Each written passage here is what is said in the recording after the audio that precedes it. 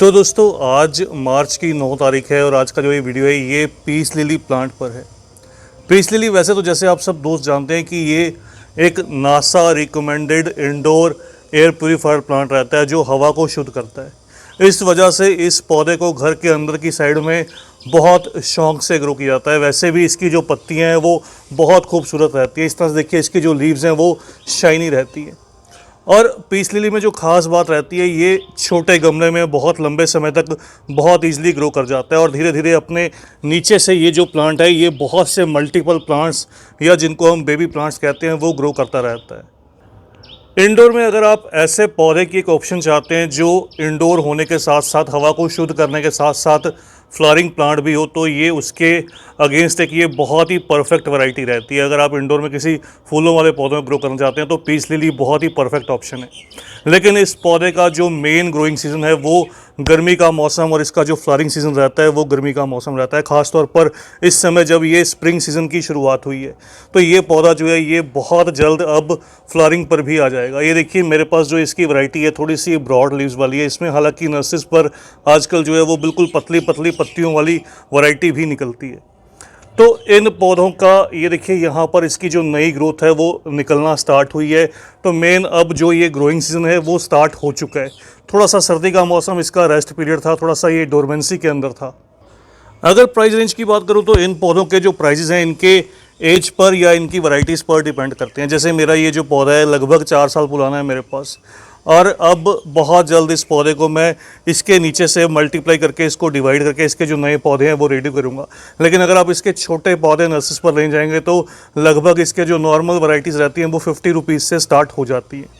अब बात करते हैं इस मौसम में इसको फर्टिलाइज़र ऐसा क्या फीड किया जाए जिससे ये पौधा अच्छे से फ्लावरिंग करे, जो इस मौसम में इस पौधे की बहुत ज़्यादा रिक्वायरमेंट है। वैसे तो ऐसे जो इंडोर पौधे रहते हैं दोस्तों उनको मेनली नाइट्रोजन रिच फर्टिलाइज़र चाहिए होता है जिसमें नाइट्रोजन हाई रहे लेकिन फॉस्फोरस और पोटेशियम जो है वो थोड़ा सा कम रहे, क्योंकि इन्होंने रेगुलर ब्लूमिंग या रेगुलर फ्लावरिंग नहीं करनी होती। मेनली ये जो पौधे अपनी ग्रीनरी के लिए ग्रो किए जाते हैं, ख़ासतौर पर इनकी शाइनी लीव्स के लिए, चमकदार पत्तियों के लिए।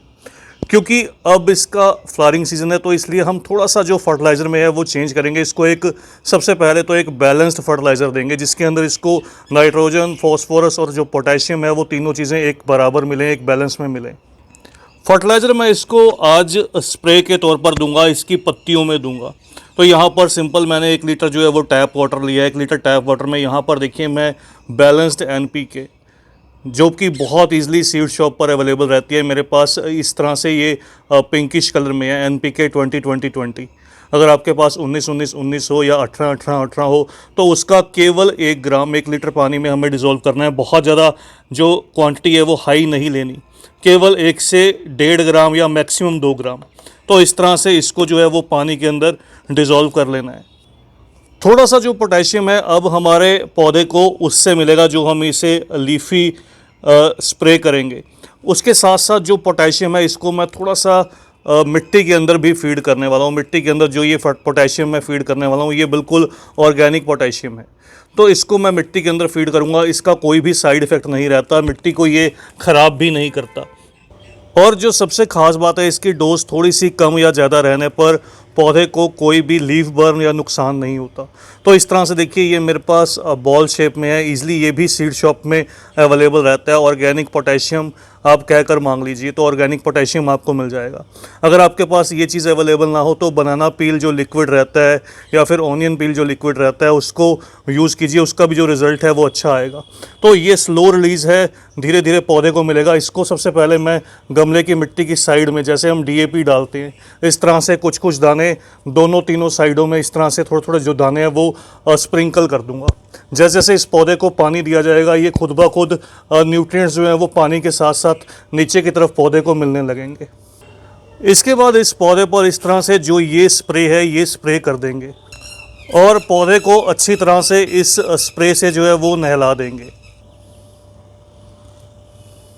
और लास्ट में अगर बात करूं इसके अलावा आपको जो एक काम और करना है जो बहुत ज़्यादा इम्पोर्टेंट है। अगर आपने अपने पौधे को बहुत ज़्यादा इंडोर प्लेस किया है जहां पर इसको जो सुबह सुबह की धूप नहीं मिलती तो अब कुछ दिन के लिए इस पौधे को थोड़ा सा बाहर की तरफ जहाँ पर इसको सुबह की 1 से 2 घंटे की जो डायरेक्ट सनलाइट है वो मिले वहाँ पर इसको शिफ्ट कीजिएगा। धीरे धीरे आप नोटिस कीजिएगा कि ये पौधा जो है अपनी फ्लावरिंग स्टार्ट कर देगा। और इस फर्टिलाइज़र को आप हर वीक, जब तक इसमें अच्छे से फ्लावरिंग जो है वो स्टार्ट ना हो जाए, तो इस फर्टिलाइज़र को जो हमने स्प्रे किया था NPK का, उसको हर वीक इसके ऊपर जो है वो स्प्रे करते रहिएगा। तो बस दोस्तों, इस तरह से इस मौसम में, ख़ास तौर पर मार्च अप्रैल के मौसम में अपने पीस लिली के साथ ये काम कीजिए, तो आपका जो ये पौधा है ये अच्छे से ग्रोथ करेगा और फ्लावरिंग भी करेगा। तो आज की इस वीडियो में इतना ही। जल्द ही मिलते हैं किसी और नए टॉपिक के साथ, किसी और नई वीडियो के साथ। तब तक के लिए bye, happy gardening, take care.